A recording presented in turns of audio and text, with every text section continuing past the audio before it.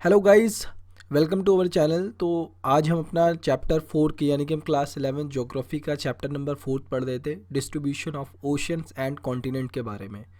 Already इससे पहले एक चैप्टर हम अपलोड कर एक इसका लेक्चर का पार्ट हम अपलोड कर चुके हैं एंड अब हम आगे अपना पार्ट 2 कंप्लीट करेंगे। इसमें हम आगे पढ़ने वाले हैं। तो फटाफट एक बार रिकॉल कर लेते हैं कि पिछले लेक्चर में हमने क्या पढ़ा था। पिछले लेक्चर में हमने जो पढ़ा था, हमने कॉन्टिनेंटल ड्रिफ्ट थ्योरी के बारे में देखा था।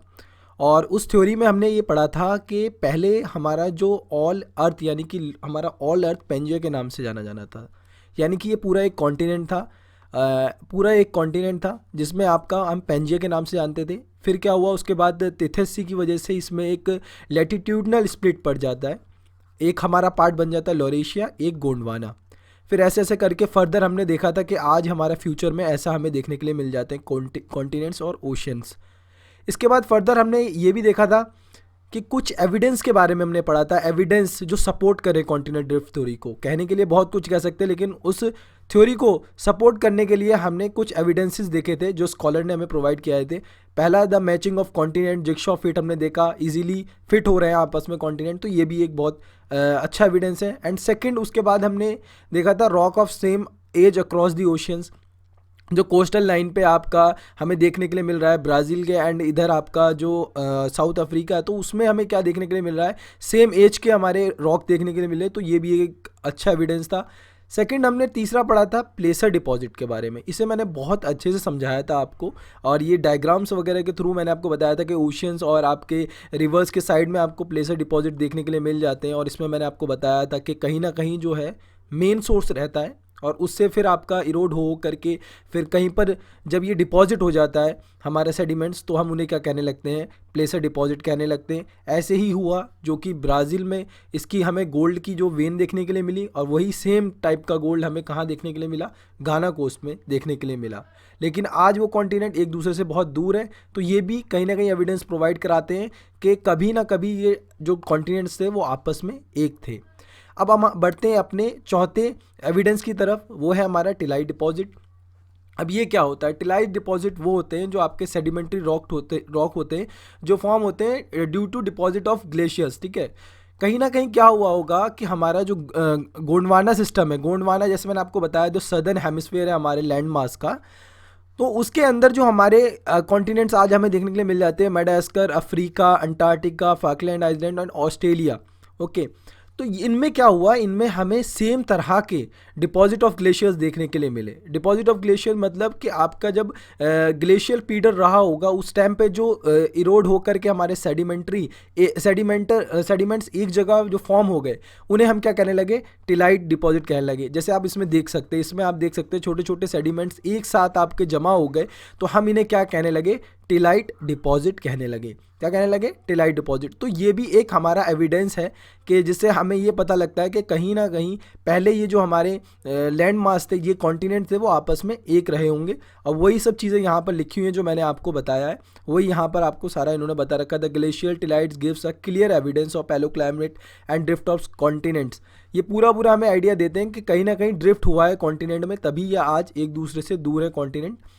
एंड अब हम आगे बढ़ते हैं हमारे पांचवें एविडेंस की तरफ, वो है हमारा distribution of fossils.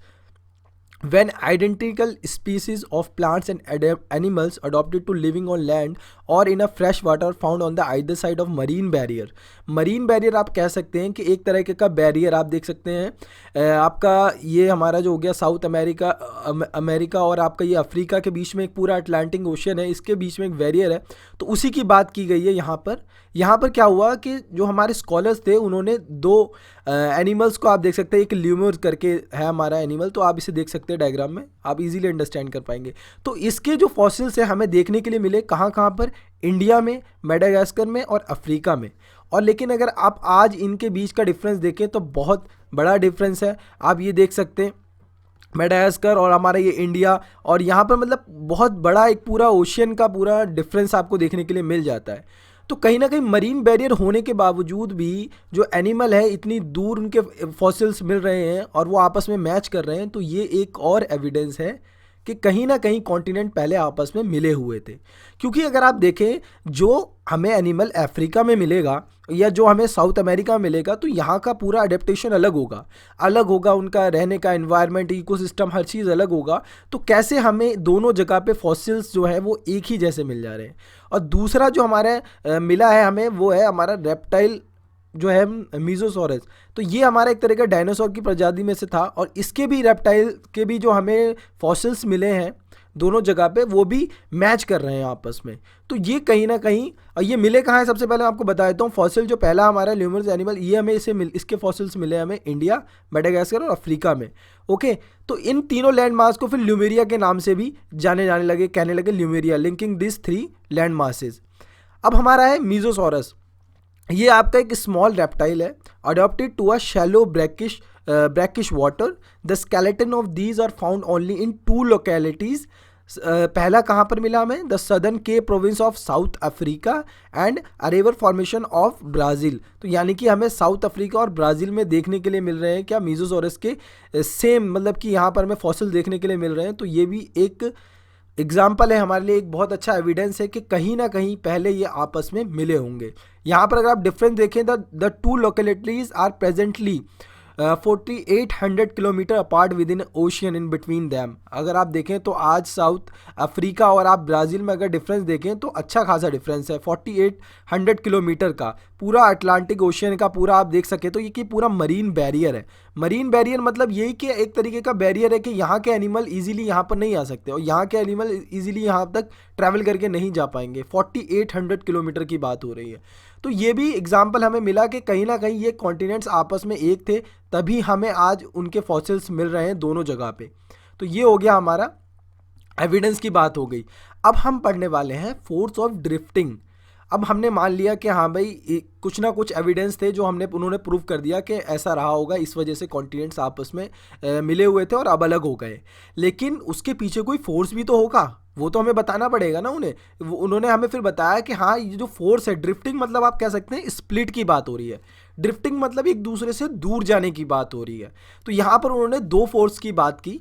Wagner suggested that the movement responsible for the drifting, ठीक है, जो मूवमेंट रिस्पॉन्सिबल है ड्रिफ्टिंग के लिए, मतलब स्प्लिट के लिए of the continent, was cause by the pole fling force और टाइडल फोर्स। ये 2 फोर्स आप याद रखिएगा, इनकी इन्होंने बात की। पहला pole fling force and second one is tidal force, इनकी बात की।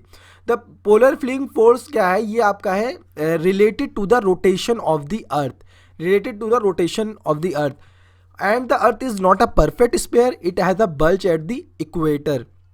देखिए हमारा जो अर्थ है ना, वो आप अगर देखें तो वो पूरी की पूरी तरह के स्पेयर नहीं है।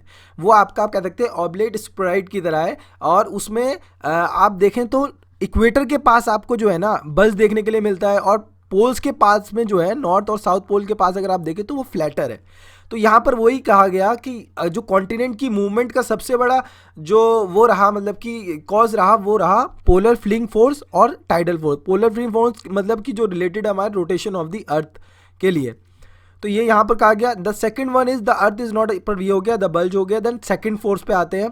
The second force that was suggested by the Wagner, the tidal force is due to the attraction of the moon and the sun that develops the tide in oceanic water.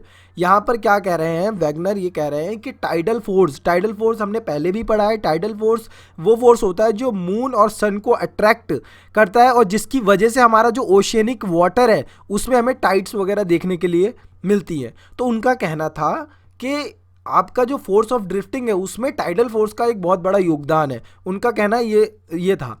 लेकिन अगर आप देखें तो आज आप normally देख सकते हैं कि अगर मून और सन का इतना, मतलब टाइडल फोर्स इतना बड़ा इम्पैक्ट डाल सकता है, कॉन्टिनेंट की मूवमेंट करा सकता है, इतनी भारी भारी प्लेट्स की मूवमेंट हो सकती है, तो वो तो फिर एक तरीके देखा जाए तो अर्थ की भी रोटेशन को रोक सकता है अगर ऐसा होता कुछ। तो आगे चल के क्या हुआ, the Wagner believe that this force would become effective when applied over many million years. उनका कहना था कि टाइडल फोर्स हो गया, आपका पोलर फिलिंग फोर्स हो गया, अगर ये बहुत सालों तक रेगुलर बेसिस पे अगर लगाया जाएगा तो ये क्या होता है, ये इफेक्टिव हो जाएगा, इसकी वजह से कॉन्टिनेंट में मूवमेंट हो जाएगी। पर जैसे जैसे वक्त बढ़ता गया, आगे आगे और स्कॉलर आते रहे, उन्होंने रिसर्च की तो उन्होंने ये पाया the most of scholar consider this forces to be a totally inadequate. ठीक है, उनका कहना था। और जो स्कॉलर्स आए आगे आगे हम पढ़ेंगे, पोस्ट ड्रिफ्ट थ्योरी के बारे में भी हम थोड़ा देखेंगे क्या आई। तो उनका कहना था, और स्कॉलर्स जो आए उनका कहना था कि ये जो थ्योरी है इन्होंने दी है, ये जो फोर्सेस के बारे में बात कर रहे हैं, तो ये एडुकेट नहीं है उनके हिसाब से।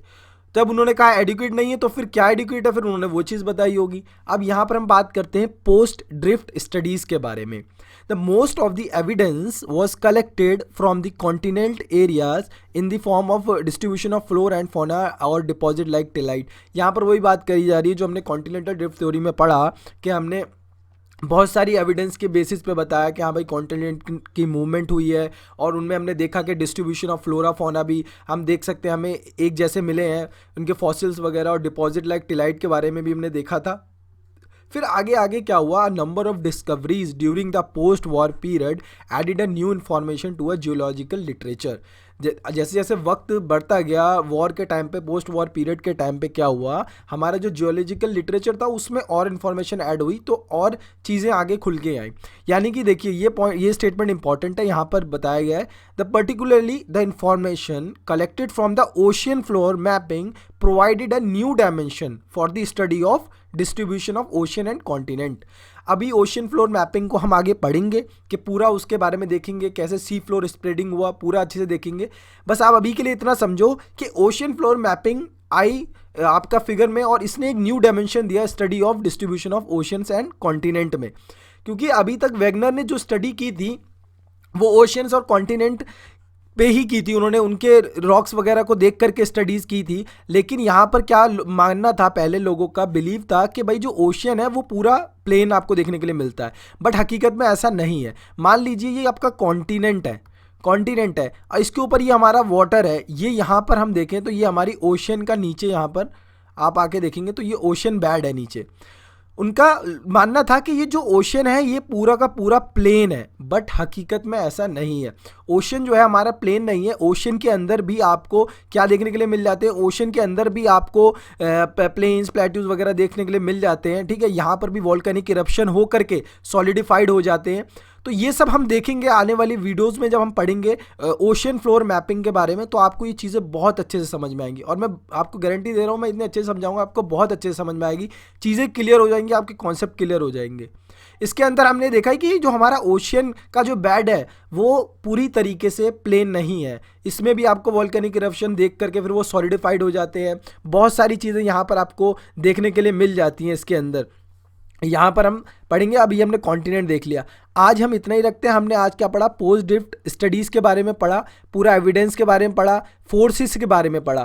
फोर्स जो है दो बहुत इंपॉर्टेंट है, ये हमेशा माइंड में रखना। फोर्स फॉर ड्रिफ्टिंग पहला हमारा हो गया polar fling force, second one is a tidal force. ये किनका कहना था, वेगनर। नाम भी याद रखना, कहीं कंफ्यूज मत हो जाना, आगे हम जब पढ़ेंगे तो अलग हमारी थ्योरी निकल के आ रही हैं, तो उनके बारे में हम देखेंगे। तो उनका कहना था कि दो फोर्स हैं जो मेन रीज़न है जिनकी वजह से फोर्स फॉर ड्रिफ्टिंग जो लग रहे हैं, वो दो मेन फोर्स हैं, पहला पोलर फ्लिंग फोर्स और टाइडल फोर्स। बट इन्हें आगे जाके ये इनएडुकेट हो गए, इन्हें हमने रीज़न भी देख लिया क्यों इनएडुकेट हो जाए, वो भी हम आगे पढ़ेंगे, बहुत अच्छे से पढ़ेंगे। ओके, तो गाइज आज के लिए इतना ही रखते हैं। I hope you like. अगर आपको ये वीडियो अच्छी लगी हो तो प्लीज़ लाइक करें और अपने फ्रेंड्स के साथ शेयर करें। अगर आपको इसमें कोई कमी दिख रही है तो आप मुझे सजेशन दें, मैं उस चीज़ पे इम्प्रूव करूँगा। मैं कोशिश करता हूँ कि ज़्यादा से ज़्यादा डायग्राम लगा करके आपको अच्छे से समझाया जा सके। डायग्राम से चीज़ें हमें बहुत जल्दी समझ में आ जाती हैं। ओके गाइज, तो अगर आप चैनल पर नए हैं तो मैं आपसे कहूँगा कि आप पहले की जो वीडियोज़ हैं उन्हें देखें, तो आपको चीज़ों को समझने में बहुत आसानी होगी। क्योंकि अगर आप अभी डायरेक्ट पढ़ेंगे फोर्स फॉर ड्रिफ्टिंग, ये सेकंड पार्ट है हमारा, तो आपको चीज़ें समझ में नहीं आएंगी। और अगर आप चैनल पर नए हैं तो प्लीज़ सब्सक्राइब करें और अपने दोस्तों के साथ शेयर करें और सजेशन देना ना भूलें। Okay guys, bye.